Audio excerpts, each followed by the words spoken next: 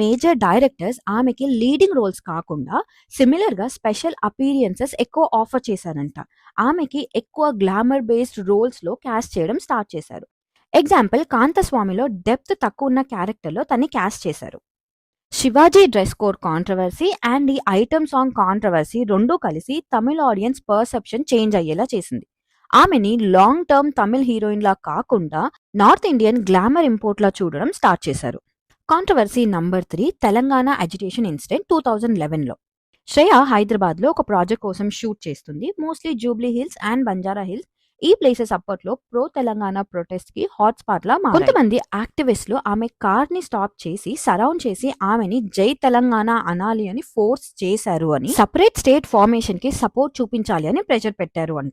Situation escalate అయ్యాక ఆమె security and driver car move చేయడానికి ట్రై చేస్తున్నప్పుడు ప్రొటెస్టర్ కార్స్ మీద స్టోన్ వేసి విండ్ షీల్డ్స్ అండ్ విండోస్ ని డామేజ్ చేశారు.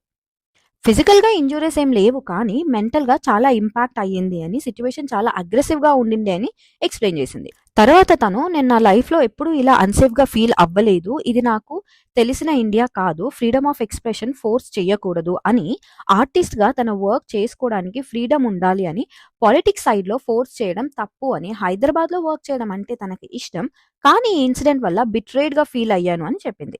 ఆమె ఇచ్చిన స్టేట్మెంట్స్ తర్వాత ఇండస్ట్రీ నుంచి కూడా సపోర్ట్ వచ్చింది. ఇంక్లూడ్ లక్ష్మీ మంచు అండ్ రానా దగ్గుపాటి లాంటి యాక్టర్స్ ఫిలిం క్రూకి ప్రాపర్ ప్రొడక్షన్ లేకపోవడం మీద కన్సర్న్స్ ఎక్స్ప్రెస్ చేశారు. ఇప్పుడు శ్రేయ రూమర్డ్ అఫైర్ గురించి తెలుసుకుందాం.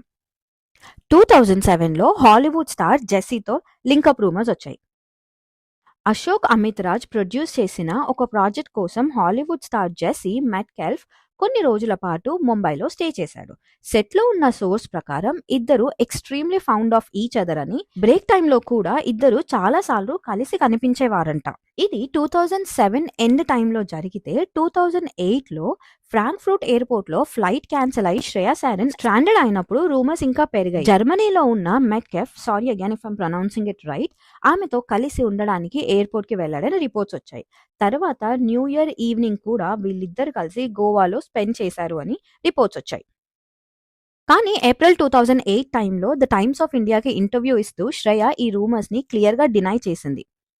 తర్వాత శ్రేయా సారెన్ అండ్ రానా దగ్గుపాటి మధ్యలో ఉన్న closeness and relationship south Indian film ఇండస్ట్రీలో చాలా పాపులర్ అయింది and it's an open secret. Well, ఈ రూమర్స్ ని వీళ్ళిద్దరూ ఎప్పుడూ కన్ఫర్మ్ చేయలేదు. రానా